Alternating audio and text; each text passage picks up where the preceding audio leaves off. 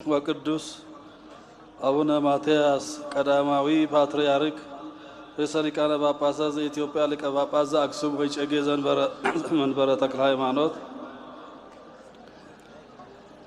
ክብርት ወይዘሮ አዳነች አቤቤ አዲስ አበባ ከተማ አስተዳደር ከንቲባ፣ ብፁዕ አቡነ ዲዮስቆሮስ በኢትዮጵያ ኦርቶዶክስ ተዋሕዶ ቤተ ክርስቲያን የቅዱስ ሲኖዶስ ዋና ጸሐፊና የራያ ሀገረ ስብከት ሊቀ ጳጳስ፣ ብፁዕ ካርዲናል ብርሃነ ኢየሱስ ሱራፌል የኢትዮጵያ ካቶሊካዊት ቤተ ክርስቲያን የጳጳሳት ጉባኤ ሰብሳቢ፣ ብፁዓን አበው ሊቃነ ጳጳሳት፣ ክቡራን ሚኒስትሮች፣ ብፁዕ አቡነ ሕርያቆስ የአዲስ አበባ የሀዲያና የስልጤ አህጉረ ስብከት ሊቀ ጳጳስ፣ ክብርት ሸዊት ሻንቃ የኢፌዴሪ ባህልና ስፖርት ሚኒስቴር፣ ክቡራን የፌዴራል እና የክልል መንግስት ባለስልጣናት፣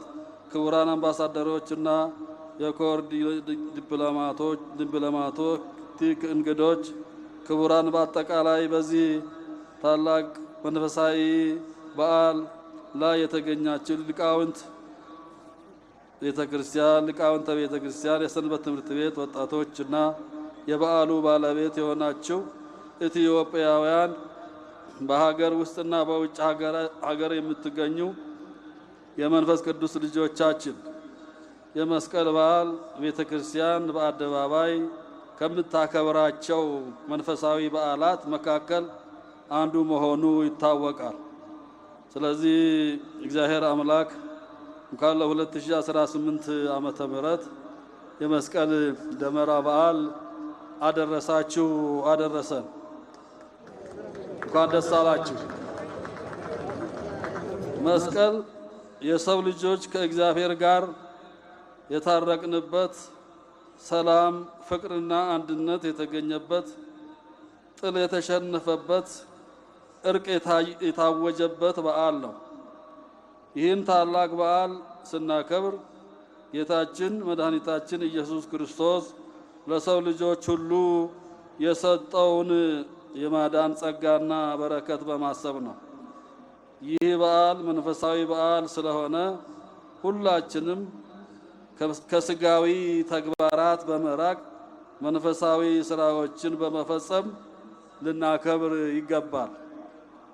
የመስቀል በዓል ጌታችን መድኃኒታችን ኢየሱስ ክርስቶስ በመስቀሉ ሰማይንና ምድርን አንድ አድርጎ ያስታረቀ ሁሉ እኛም ከልዩነት ተግባራት በመራቅ መንፈሳዊ አንድነታችን አጠንክረን ቤተ ክርስቲያናችንና ሀገራችንን ልናገለግል ይገባል።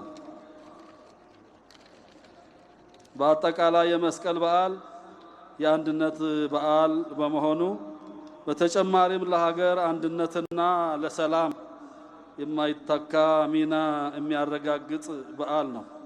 በመጨረሻም ይህ በዓል በሰላም ተጀምሮ እንዲጠናቀቅ ድጋፍ ላደረጋችሁ የፌዴራል እና የመንግስት አካላት፣ በተለይም የከተማ አስተዳደሩ ክብርት ከንቲባ ወይዘሮ አዳነች አቤቤ የበዓሉን ሙሉ ወጪ በመሸፈን ያደረጉልን ድጋፍና ትብብር፣ አጠቃላይ ለቤተ ክርስቲያናችን በዚህ በኮሪደርም ልማት ዙሪያ በብዛት ቤተ ክርስቲያናችንን የደገፉ የረዱ ድጋፍ የሰጡን በጣም እጅግ ምስጋና እናቀርብላቸዋለን። ቤተ ክርስቲያን ታመሰግናቸዋለን።